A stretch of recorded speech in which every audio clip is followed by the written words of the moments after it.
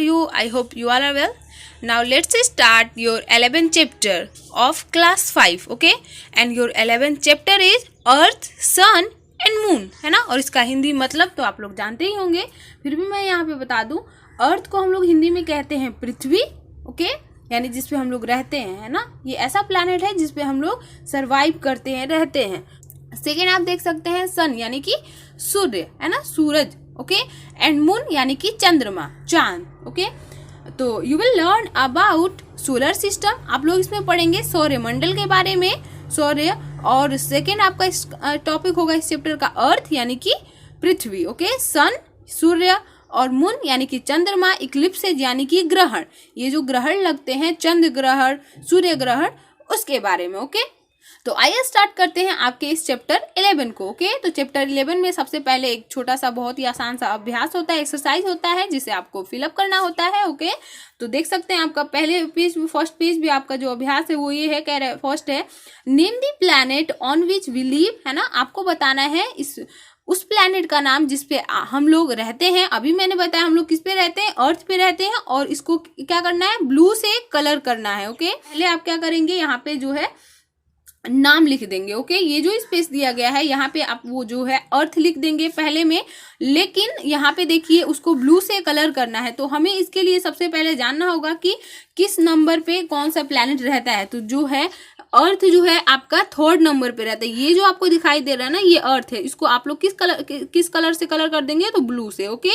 Next उसके बाद से आपका अगला है सेकंड क्वेश्चन, देख लीजिए। सेकंड क्वेश्चन है, कह रहा है कि name the largest planet, colour it brown, है ना। आपको क्या करना है, लार्जेस्ट प्लैनेट जो सबसे बड़ा प्लैनेट है उसे जो है उसका नाम बताना है और उसको ब्राउन से कलर करना है। तो सेकंड में आप यहाँ पे भर देंगे जुपिटर, है ना। हमारा जुपिटर क्या है, सबसे लार्जेस्ट प्लैनेट होता है और इसकी नंबरिंग यहाँ पे होती है ना। ये जो है आपके देख सकते हैं 5th नंबर पे आपका क्या होता है, जुपिटर होता है। तो ये आपका जुपिटर है, इसे आप लोग ब्राउन से कलर कर देंगे, ओके। नेक्स्ट उसके बाद से थर्ड यहाँ पे name the planet farthest from the sun, colour it grey. और यहाँ पे आपको बताना है कि जो है यहाँ पे उस प्लैनेट का नाम बताना है जो सन से बहुत ही सबसे दूरी पे है ना, सबसे ज्यादा दूर, और उसको ग्रे कलर से कलर करना है। तो यहाँ पे आपको दिखाई दे रहा होगा जो सबसे दूर पे जो प्लैनेट है यहाँ पे सन, ये हमारा सन है। सन से ज्यादा दूरी पे कौन है आपका, ये एक तरह से नेपट्यून है, नेपट्यून। तो इसको हम लोग ग्रे कलर से कलर कर देंगे, ओके। और यहाँ पे थर्ड में हमारी नंबरिंग हो जाएगी नेपट्यून, ओके। नेक्स्ट उसके बाद से आपका 4th number name the planet closest to the sun, colour it yellow. आपको उस प्लैनेट का नाम बताना है, उस ग्रह का नाम बताना है जो सन के बिल्कुल ही करीब है, और आपको उसे येलो कलर से उसके बाद से कलर करना है। तो आपको दिखाई दे रहा होगा ये है आपका सबसे जो है नजदीक जो प्लैनेट आपका कौन सा है, ये वाला है, और इसका नाम है मरकरी, ओके। इसका क्या नाम है, मरकरी। और यहाँ पे हम लोग 4th में फिलअप भी कर देंगे मरकरी, और इसको आप लोग येलो कलर से कलर कर देंगे, ओके। 5th नंबर देखिए, करें कि name the planet with rings, colour it orange. ये तो बहुत ही आसान है, आपको ऐसे प्लैनेट का नाम बताना है जिसके पास रिंग है और उसको ऑरेंज कलर से कलर कर देना है। तो आपको बिल्कुल दिखाई दे रहा होगा यहाँ पे ये जो है आपका क्या है, ऐसा प्लैनेट है जिसके पास रिंग है, और ये जो है इसको हम लोग ऑरेंज से कलर कर देंगे, ओके। सेकेंड पेज का जो फर्स्ट टॉपिक है वो है आपका सोलर सिस्टम यानी कि सौर्य मंडल, ओके। तो आइए समझते हैं यहाँ पे सोलर सिस्टम को। करेंगे this sun and the celestial bodies that revolve around it form the solar system, okay।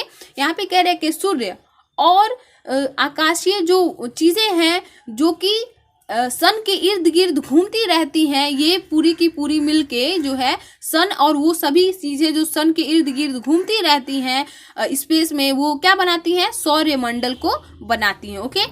Apart from the planets, there are also comets, asteroids, satellites of various planets and dwarf planet in the solar system। और यहाँ पे कह रहा है कि ग्रहों के अलावा, है ना, यहाँ पे आपका जो कॉमेट्स यानी धूम तारा, एस्टेरॉइड ये छोटा तारा, और जो है ग्रह होते हैं, इसके अलावा अनेकों जो है आपके अलग अलग प्लैनेट्स के अलग अलग सैटेलाइट्स होते हैं, ओके। और हमारे अर्थ का जो एक मून नेचुरल सैटेलाइट होता है, और इसके अलावा डॉर्फ प्लैनेट, ये सभी के सभी चीजें मिलके क्या बनाती हैं, सोलर सिस्टम यानी सौरमंडल को बनाती हैं, okay. A satellite is a celestial body that orbits a planet.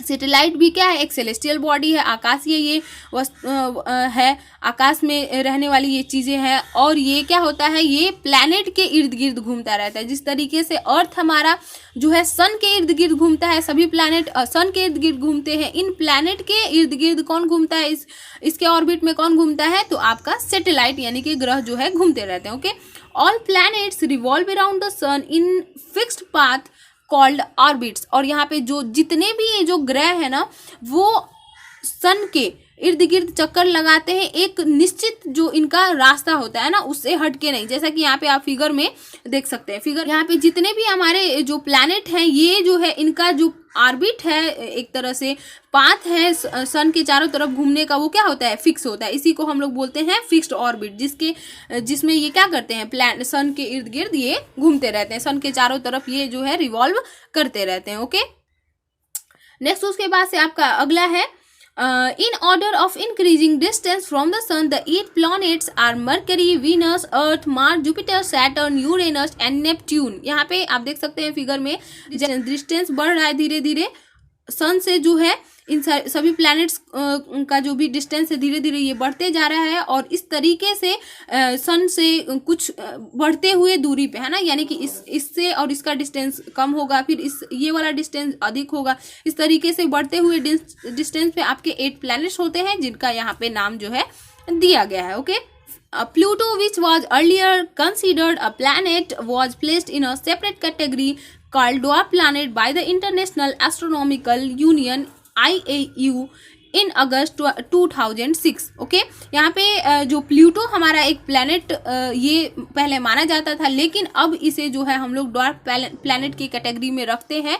ये किसके द्वारा, जो अंतरराष्ट्रीय जो एस्ट्रोनॉमिकल यूनियन है, इसके द्वारा ये बताया गया कि ये आपका ड्वार्फ प्लैनेट में आएगा, है ना, ये अगस्त 2006 में। और ये जो आपका IAU है ना, ये पेरिस में है और इसकी स्थापना 1990 में की गई थी, है ना। जो भी हमारे सेलेस्टियल बॉडीज हैं उनके बारे में जानने के लिए, स्टडी करने के लिए जो यहाँ पे इसका इस्तेमाल किया जाता है। और ये इंटरनेशनल होता है, यानी कई देश मिलके जो है इसे इस पे वर्क करते हैं। ओके, उसके बाद से आपका given below is a diagram of the solar system. नीचे आप देख सकते हैं ये पूरा का पूरा सौरमंडल का यहाँ पे पूरा डायग्राम बिल्कुल अच्छे से दिखाया गया है, किस तरीके से यहाँ पे आपके 8 प्लैनेट्स जो है आपके सन के इर्द गिर्द घूमते रहते हैं। ओके, एक फिक्स्ड ऑर्बिट में। तो ये यही पूरा जो है आपका एक सौरमंडल यहाँ पे शो किया गया है। Okay, in reality the planets are much more distant from each other. This diagram simply give us a rough idea of how and where each planet is placed। यहाँ पे आप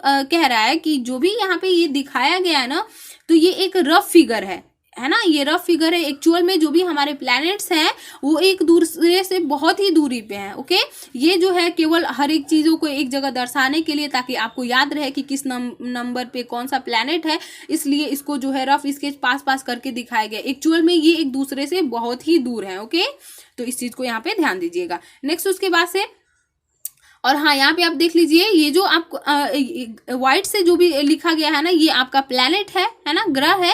और जो येलो से लिखा गया जैसे कि ईरिस, प्लूटो, सीरस, ये जो है ड्वार्फ प्लैनेट्स हैं। Okay, let us learn more about our planet Earth. तो चलिए अब हम लोग थोड़ा और जो है अपना ग्रह है ना, यानी कि जिस पे हम लोग रहते हैं, जो हमारा घर है, उस ग्रह के बारे में जानते हैं। ओके, तो यहाँ पे जानेंगे हम अर्थ के बारे में। ओके, तो आइए जानते हैं इसके बारे में। The earth is different from all other planets in the solar system. Okay, यहाँ पे ये जो हमारा अर्थ है, यानी कि जो हमारी पृथ्वी है, वो सभी ग्रहों से, जितने भी ग्रह हैं सभी ग्रहों से बिल्कुल ही अलग है ना। ये सौरमंडल में सबसे जो है एक यूनिक, एक तरह से कहा जाए, अर्थ है जिसपे कि लिविंग थिंग सर्वाइव करता है। Okay, it has water, air and soil. Okay, इसके पास पानी है, हवा है और मिट्टी है, जो कि एक लिविंग थिंग के लिए बहुत ही जरूरी होता है। तो ये सभी चीजें जो है मौजूद है, और यही चीज जो है ये सभी प्लैनेट से इसको डिफरेंट करती है। Okay, there is a blanket of air around the earth called the atmosphere. इसके पास क्या है,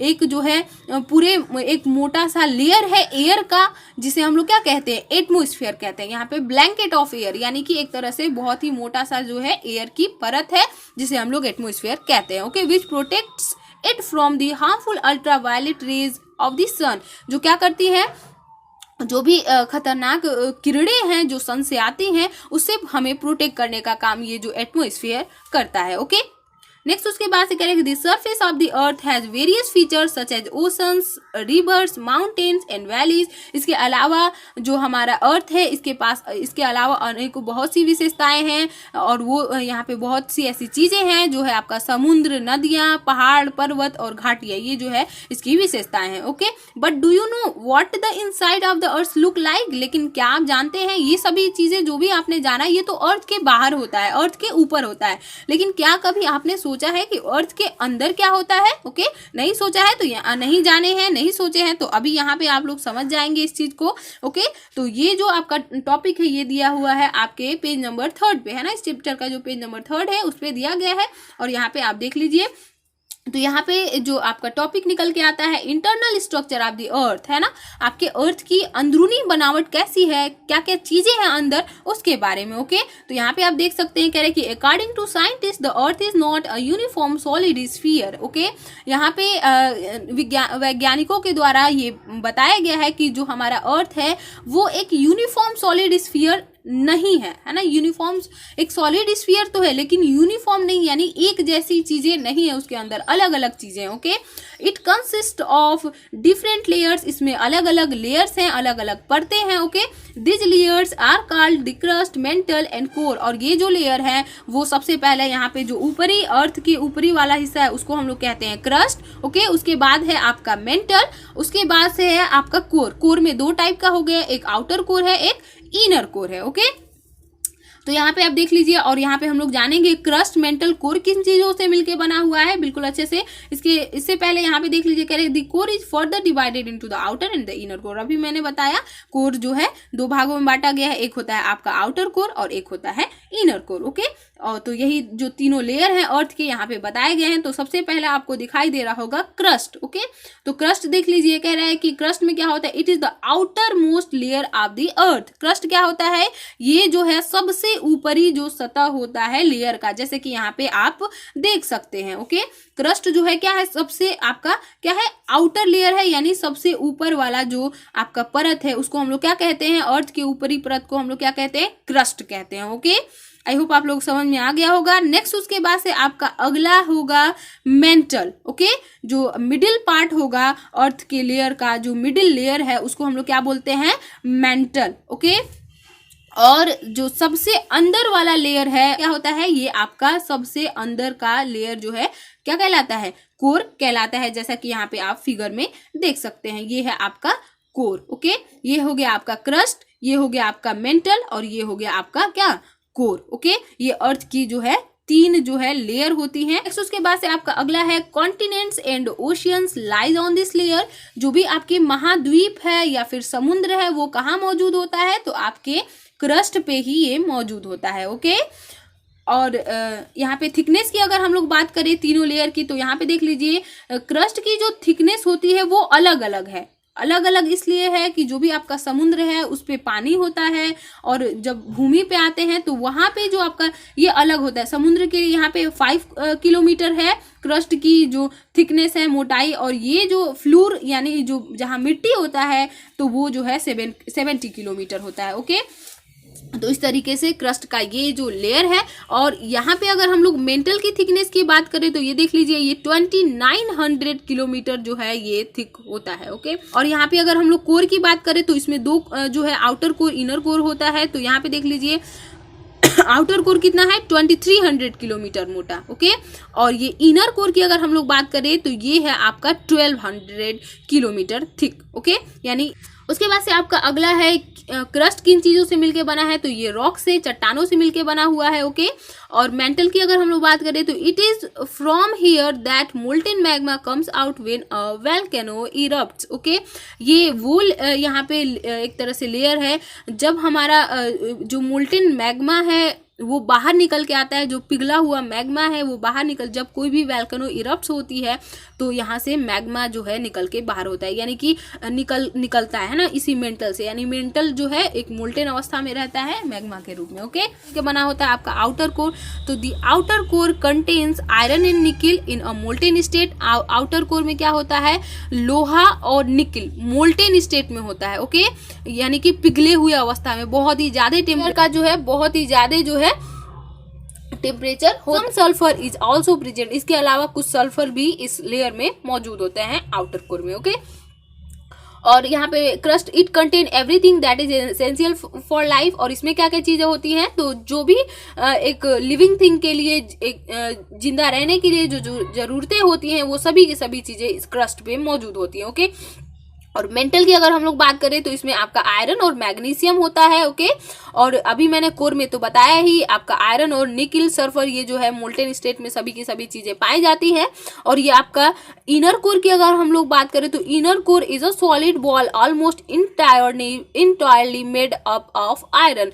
जो आपका इनर कोर है ना, अर्थ का सबसे अंदर वाला हिस्सा, वो जो है एक सॉलिड बॉल होता है और पूरा का पूरा किस चीज से मिलके बना होता है, आयरन से मिलके बना होता है। ओके, तो आई होप आप लोगों को समझ में आ गया होगा कि क्रस्ट में क्या होता है, मेंटल में क्या होता है और कोर में क्या होता है। नेक्स्ट उसके बाद से आपको यहाँ पे दिखाई दे रहा होगा लेट्स रिमेम्बर। ओके, तो लेट्स रिमेम्बर, यहाँ पे आप लोगों ने अगर जो भी मैंने अभी इससे पहले सारी चीजें समझाई तो आप लोग को बिल्कुल सभी चीजें अच्छे से समझ में आ गया होगा, करने में कोई दिक्कत नहीं होगा, तो आप लोग इसको खुद से कर लेंगे। ओके, नेक्स्ट उसके बाद से हम लोग चलते हैं आपके नेक्स्ट पेज पे, पेज नंबर 4 पे। ओके, देख सकते हैं आपका पेज नंबर 4 पे आपका अगला जो टॉपिक है वो है सन, है ना। आप लोग जानेंगे यहाँ पे सन के बारे में। सन क्या है, तो सूर्य क्या होता है, ये एक आग का गोला है ना। वो किस चीज से मिलके बना होता है, तो ये गैसों से मिलके बना होता है। इसी के बारे में यहाँ पे हम लोग डिटेल में पढ़ेंगे सन के बारे में। Okay, the sun is the star that is closest to the earth about 150 million kilometres away. Okay, यहाँ पे सन क्या है, एक स्टार है। सन भी एक तारा है जो जिसका अर्थ और सन के बीच में दूरी कितनी है, 150 मिलियन। और यहाँ पे मैं बता दूं 1 मिलियन में कितना होता है, 10 लाख होता है ना। तो सोचिए 10 लाख से जब हम इसमें मल्टीप्लाई करेंगे तो ये कितना ज्यादा हो जाएगा। ओके, तो ये इतनी दूरी पे, इतने किलोमीटर दूरी पे जो है होता है। सन और अर्थ की दूरी कितनी है, 150 million. Okay, it is a huge ball of hot burning gases. ये जो आपका सन है ये एक बहुत ही विशाल जो है आग का गोला है, बर्निंग गैसेज। और क्या क्या, क्या चीजें उसमें जलती रहती हैं, तो उसमें गैसेज जो है बर्न होती रहती हैं और ये एक बहुत ज्यादा हीट जो है इससे उत्पन्न होता है। Okay, The sun has a thin layer of atmosphere called the corona, है ना। यहाँ पे जो सन एक पतली लेयर, सन के पास एक पतला लेयर होता है जिसे हम लोग क्या कहते हैं, कोरोना कहते हैं। अभी जो फिलहाल जो कोरोना वायरस चल रहा है ना, यहाँ पे वो कोरोना नहीं है, ठीक है ना। तो यहाँ पे इस लेयर को क्या कहते हैं हम लोग, कोरोना कहते हैं। इस चीज को यहाँ पे ध्यान दीजिएगा। It is this corona that we sometimes see during a solar eclipse. और यहाँ पे कह रहा है कि ये कोरोना जो है ना, ये हमें कब ये हम इसको देख सकते हैं, ये कोरोना यानी ये लेयर जो है हमें दिखाई देता है सोलर इक्लिप्स के दौरान, यानी जब सूर्य ग्रहण लगता है ना, तो ये लेयर जो है हम इसको देख सकते हैं। ओके, टेलीस्कोप की हेल्प से या फिर जैसे भी हम लोग इसको जो है केवल कब देख सकते हैं, इस लेयर को हम लोग सोलर इक्लिप्स यानी सूर्य ग्रहण के दौरान हम इस लेयर को देख सकते हैं। ओके, देख सकते हैं फिगर में ये जो है सन की सरफेस को दिखाया गया है। ये हॉट बर्निंग गैसेज हैं सभी के सभी। ओके, सन तो देखा ही होगा आप सभी ने, बिल्कुल देखा होगा। नेक्स्ट उसके बाद यहाँ पे देख लीजिए, the spherical sun has a diameter of about 30,92,000 kilometre. Okay, यहाँ पे अगर हम लोग डायमीटर की बात करें, डायमीटर तो जानते ही होंगे आप लोग, ये जो डिस्टेंस होता है ये आपका रेडियस होता है और ये पूरा का पूरा क्या होता है, डायमीटर। तो अगर हम लोग सन की डायमीटर की बात करें तो ये कितना है, 30,92,000 किलोमीटर। ओके, और the sun is so big that a million earth could fit into it.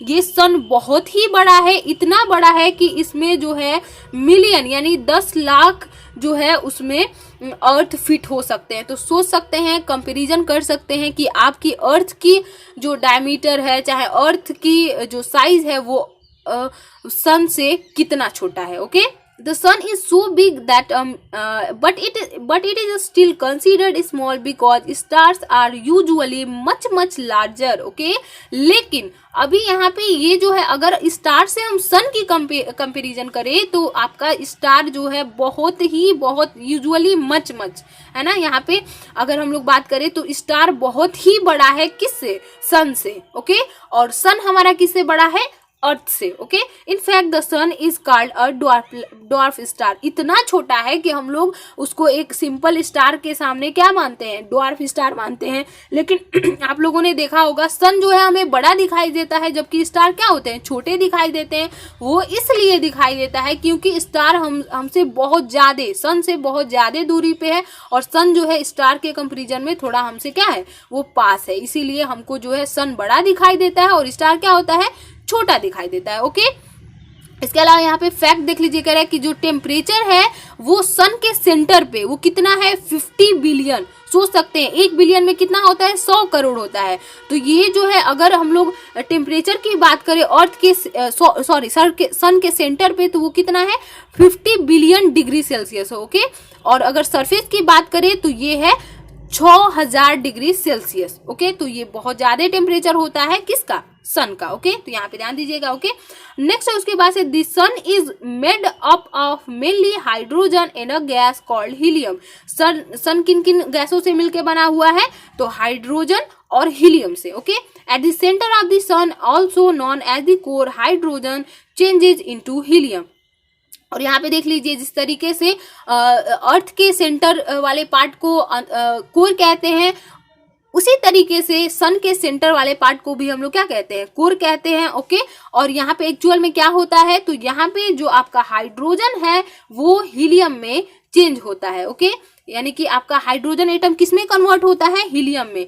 और ये जो प्रोसेस होती है, इस प्रक्रिया के दौरान this process releases a large amount of heat and light energy together called solar energy. Okay, ये जो प्रक्रिया, इस प्रक्रिया के दौरान जब हमारा हाइड्रोजन हीलियम में बदलता है तो बहुत ज्यादा मात्रा में जो है आपकी क्या रिलीज होती है, हीट और लाइट एनर्जी रिलीज होती है, और इसी एनर्जी को हम लोग सोलर एनर्जी कहते हैं। ओके, सोलर एनर्जी कब जनरेट होती है, तो जब आपका हाइड्रोजन हीलियम में चेंज होता है। Okay, it is this light and heat that we receive on earth. Okay, ये वही लाइट है, वही हीट और लाइट एनर्जी है जो हम अर्थ पे रह के उसको, और जो भी सन से ये एनर्जी आती है उसे हम लोग लेते हैं, रिसीव करते हैं और उसका इस्तेमाल करते हैं। Okay, solar energy is the most important source of energy for man. Solar energy जो सौर ऊर्जा है वो बहुत ही जो है एक इम्पॉर्टेंट जो है स्रोत है एनर्जी का, है ना। इंसानों के लिए बहुत ही एक जो है इम्पॉर्टेंट सोर्स है किसका, एनर्जी का। It is okay, it is almost inexhaustible. Okay, ये जो है एक लगभग ये ना खत्म होने वाला है ना, हम लोग इसको कितना भी इस्तेमाल करें ये खत्म नहीं होगा। जबकि आपका पेट्रोल है, ये जो ऑयल है, वाटर है, ये सभी की सभी चीजें खत्म होने वाली हैं, एग्जॉस्टिबल है। जबकि हमारा जो सनलाइट है, जो सन से जो एनर्जी हमें मिलता है वो क्या है, इनएग्जॉस्टिबल है ना, जो कि खत्म नहीं होगा। ओके, ये हम इस्तेमाल करते रहेंगे, इस्तेमाल नहीं भी करते रहेंगे, ये नया ये बनता रहता है जो आपका सोलर एनर्जी। ओके, तो यहाँ नेक्स्ट उसके बाद से आपका अगला है मून, यानी कि चंद्रमा। Okay, the moon is also spherical like the sun and the planets. Moon भी क्या है, ये स्फेरिकल शेप का है, बॉल शेप का है। ओके, बिल्कुल सूर्य की तरह और प्लैनेट की तरह, लेकिन साइज में नहीं, साइज में ये बहुत ही छोटा है। ओके, ये मून क्या है, हमारा नेचुरल सैटेलाइट है अर्थ का। ओके, यहाँ पे अभी जानेंगे आप लोग। The moon is made of rocks and has no air on it. जो आपका चंद्रमा है वो चट्टानों से मिलके बना है और इसके पास कोई हवा नहीं। Okay, the moon is the natural satellite of the earth. Moon क्या है, ये जो है प्राकृतिक ग्रह है किसका, अर्थ का। Okay, it's distance from the earth is about, यहाँ पे देख सकते हैं 3,84,400 किलोमीटर। ओके, अगर हम लोग डिस्टेंस की बात करें अर्थ और मून के बीच की दूरी की बात करें तो कितना है, 3,84,400 kilometre. Okay, the moon does not have any light of its own. और मून के पास खुद की कोई भी प्रकाश नहीं है। Okay, the moon light we see is actually reflected sunlight. जो भी हमें मून लाइट दिखाई देता है वो एक्चुअल में सन की लाइट है, वही रिफ्लेक्ट करके मून हमें क्या करता है, दिखाता है। ओके, नेक्स्ट उसके बाद से हम लोग यहाँ पे जानेंगे सरफेस ऑफ द मून यानी कि चंद्रमा की सतह के बारे में। Okay, the surface of the moon is dry and dusty and is covered with craters, mountains and valleys. Okay, जो मून का जो सतह है ये बहुत ही खुरदरा, डस्टी है, धूल वाला है और इसमें बहुत सारे खड्डे भी हैं, क्रैटर्स हैं और पर्वत, पहाड़, चट्टाने हैं, घाटियां हैं। Okay, craters are found when solid bodies called meteorite crash into the moon surface. Crater कब जो है, क्रैटर की फॉर्मेशन कब होती है? जब आपकी जो मेटेओराइट्स है, बड़े बड़े जो चट्टान है स्पेस में जो घूमते रहते हैं, जब वो चंद्रमा की सतह से टकराते हैं तो इन क्रैटर्स यानी इन खड्डों की फॉर्मेशन होती है। Okay, the oldest craters were formed billion of years ago. सबसे पुराना जो क्रैटर्स यहाँ पे जो फॉर्म हुआ था वो बिलियन ईयर्स एगो पहले जो है फॉल हुआ था, यानी 100 करोड़ साल पहले जो है जो सबसे पुराना जो क्रैटर्स है उसकी फॉर्मेशन हुई थी। Okay, there is no air और वाटर ऑन द मून। और चंद्रमा पे ना ही कोई हवा है ना ही वहां पे कोई जल है और इसीलिए वहां पे लाइफ जो है संभव नहीं है। ओके, फिर भी एस्ट्रोनॉमर जो है चंद्रमा पे जाते रहते हैं, वहां पे चीजों को जानते हैं और आके यहाँ पे जो है अर्थ पे बताते हैं, तो यहाँ पे सभी को पता चलता है। ओके, नेक्स्ट उसके बाद से यहाँ पे मून के सरफेस के बारे में थोड़ा और हम लोग जानते हैं। ओके, तो यहाँ पे कह रहे हैं कि as no sound can be heard since sound needs a medium to travel. और यहाँ पे as such no sound. Okay, और मून पे जो है कोई जो है हम लोग कितना भी चिल्लाएं, कोई भी कुछ भी करें तो वहां पे आवाज जो है नहीं सुनी जा सकती है। ये इसलिए क्योंकि वहां पे ना एयर है, कोई भी मीडियम नहीं है और साउंड को जो है चलने के लिए, साउंड को आपके कानों से हमारे कानों तक पहुंचने के लिए मीडियम की जरूरत होती है। जो कि अर्थ पे एयर मौजूद है वही मीडियम बनता है, तभी जो है साउंड अर्थ पे घूम पाता है, एक दूसरे को सुनाई दे देता है। लेकिन मून पे ऐसा नहीं है, कोई मीडियम नहीं है, इसीलिए वहां पे साउंड को हम लोग नहीं सुन सकते। Okay, the moon also has gravity with which its pull all object towards its centre. और मून के पास ग्रेविटी होता है बिल्कुल आपके अर्थ की तरह, लेकिन बहुत ही कम होता है। अर्थ के कंपेरिजन में जो वहां पे ग्रेविटेशनल फोर्स है वो बहुत ही कम काम करता है, लेकिन थोड़ा बहुत भी जो भी है जिसकी वजह से जो मून है वो चीजों को अपने केंद्र की तरफ, अपने सेंटर की तरफ अट्रैक्ट करता है, पुल करता है। Okay, the gravity of moon is about 1/6 the gravity of the earth. Okay, अगर हम लोग ग्रेविटी की बात करें तो जो मून की जो ग्रेविटी है वो अर्थ के 1/6 है। सोच सकते हैं, आधा भी नहीं, क्या है ये 1/6 है। ओके, 1/6 है अर्थ के मून के। ओके, तो आई होप आप लोगों को जो भी मैंने यहाँ तक समझाया वो समझ में आ गया होगा। अगर आप लोगों को मेरे पढ़ाने का तरीका अच्छा लगता हो तो इस वीडियो को लाइक कर दीजिएगा और जो भी मून के बारे में और सारी चीजें हम लोग नेक्स्ट जो आपका पार्ट 2 वीडियो है मैं उसमें बताऊंगी। और सभी वीडियोस आप लोग बिल्कुल समय से पाने के लिए आप मेरे चैनल को सब्सक्राइब कर दीजिएगा और साथ ही में लगे बेल आइकन को भी क्लिक कर दीजिएगा और ये वीडियो अपने सभी क्लासमेट तक शेयर कर दीजिए। Okay, bye, see you soon in the next video.